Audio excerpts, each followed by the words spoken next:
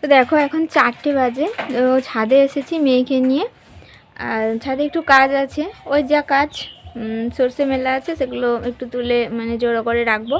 আর মা বাপি এখনও তো মাঠেই আছে, তো আসতে সন্ধে হয়ে যায়। তো সারাদিনে সকালের ভিডিও বানিয়েছিলাম, তো ওটা তো আজকে আপলোড করব, মানে আজকে শুক্রবার। তো আবার বিকেল থেকে একটু ব্লগটা স্টার্ট করছি, তো এটা শনিবারে আপলোড করব। তো যখন মানে টাইম হচ্ছে, সম্ভব হচ্ছে, তখনই একটু ভিডিও করছি আর তোমাদের সাথে শেয়ার করছি। তো উল্টোপাল্টা হয়ে যাচ্ছে, কিন্তু কিছু মনে করো না প্লিজ। তো বুঝতেই পারছো যে আমার তো আর বিশেষ করে আমার তো স্পেশাল, মানে সব কিছু তো স্পেশাল, তো একটু স্পেশাল করেই দেখো, শেয়ার করো। তো আজকে একটা কথা শেয়ার করব।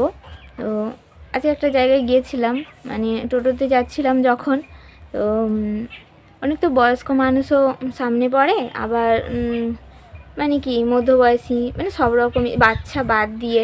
তো সবাই তো জিজ্ঞাসা করেই মেয়েকে দেখলে।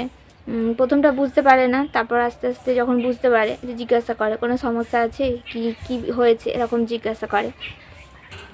তো একজন বয়স্ক ভদ্রমহিলা উনি জিজ্ঞাসা করলেন যে কি কি হয়েছে। তখন আমি বললাম যে কথা বলতে পারে না, এটা বলেছিলাম শুধু।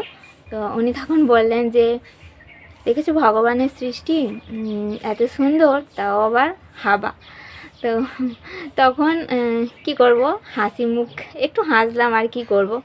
তো এরকম অনেকবারই মানে শুনেছি নানা রকম কথা, কিন্তু কাউকে তো আর রাগ করে কি অন্য কিছু ভাষা বলবো সেটা তো আর বলা যায় না, আর বলাটা আমার মধ্যে আসেও না, মানে সেরকম কিছু আমি বলিও না যে বললো বলে রাগ করলাম কি মন খারাপ হয়ে গেল। ইজিলি ছেড়ে দিই, মানে কিছুই মনে হয় না, এখানে আর লাগে না, এই জায়গাটা না আর লাগে না, মানে অভ্যাস হয়ে গেছে। তো এখন শুধু হাসি মুখটাই বের হয়, মানে একটু হাসলাম এরকম করলাম, আর কিছু করে না। তো প্রত্যেকটা মুহূর্ত ভালোও আছে, আবার মন্দও আছে। তো তোমরা ভালোভাবেই জানো যে প্রত্যেকটা বিষয়েরই, প্রত্যেকটা মানুষের মধ্যে যেমন ভালো থাকে, আবার খারাপ দিকও থাকে। তো আমিও সেটা মনে করি যে আমার সাথে খারাপই যে ঘটছে এমন তো কিছু নয়, ভালোও তো ঘটছে। তো ভালোগুলোকে মনে নিয়ে সবসময় ভালোগুলোই মনে রাখবো। তো উনিও হয়তো ওইভাবে বলতে চাননি, কিন্তু একটা তো ভাষা, ওটাও তো একটা শব্দ। তো যা হোক, একটু শেয়ার করলাম যে এইভাবে বললে হয়তো আমার মতো অন্য মায়েরাও যারা, তাদের খারাপ লাগবে, খারাপ লাগাটা স্বাভাবিক। আবার খারাপ লাগারও কিছু নেই, কারণ সত্যিটা যেটা সেটা মেনে নেওয়াই ভালো, নিজের পক্ষেই ভালো, আর নিজের শরীরের পক্ষেও ভালো নেই।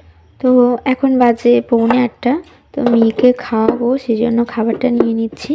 তো একটা রুটি নিয়েছি, তারপর দেখি যদি খেয়ে নেয় তাহলে আর একটা নেব। তো কখনো কখনো ও একটা খায়, আবার কোনো দিনও দুটো রুটিও খায়। তো চলো, খাওয়ানোর সময় আর ভিডিওটা কন্টিনিউ করছি না। তো দেখো মেয়েকে তো খাওয়ানো হয়ে গেছে, আর আমারও খাওয়া হয়ে গেছে।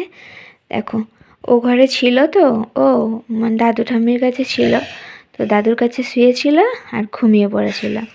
তো মানে সেই ঘুমটা আসছিল, তারপর আমি ওকে আনতে গিয়েছি, তো ও একদম দাদাকে জড়িয়ে ওখানে শুতে চাইছিল। তো আগে মাঝে মাঝে শুতো, এখন আর চলে আসে আমার কাছে, সেই জন্য আর শুতে দিই না। তো মাঝে মাঝে ঠাম্মি দাদুর কাছেও তো শোয়াটা উচিত। তো সব রকম মানে কি ওটা একটা আলাদা ভালোবাসা। তো যাই হোক, দেখো ঘুমিয়ে পড়লো।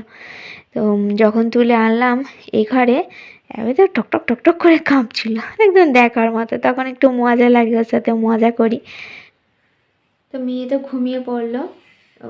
আমার এখন একটু কাজ বাকি আছে, তারপরে শোবো।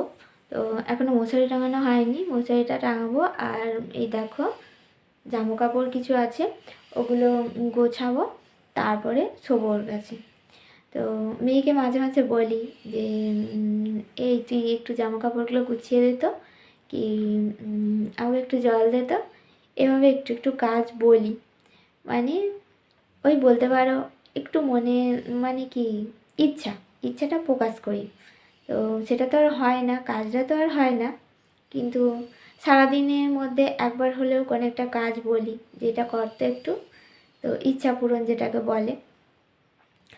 তো যাই হোক, মেয়ে এখন অনেকটাই শান্ত আছে, প্রত্যেকটা দিনই মোটামুটি ও চুপচাপ থাকে। তো আগের থেকে অনেক শান্ত। আগে তো অনেক ভিডিও শেয়ার করেছি, তোমরা দেখেছো যে কানাকাটি করছে, ঘুরে রেগে যাচ্ছে, এদিক ওদিক চলে যাচ্ছে। তো যাই হোক, এখন অনেকটা শান্ত আছে, ভালো আছে। তো তোমরা আরও অনেকটা করে আশীর্বাদ করো যেন ও নিজেরটা নিজে করে নিতে পারে আর শান্ত স্থির মানে ব্রেনটা কাজ করে। তো এতটুকুই আশা মা হয়ে। তো তোমরা সবাই সুস্থ থেকো, ভালো থেকো, আর গুড নাইট।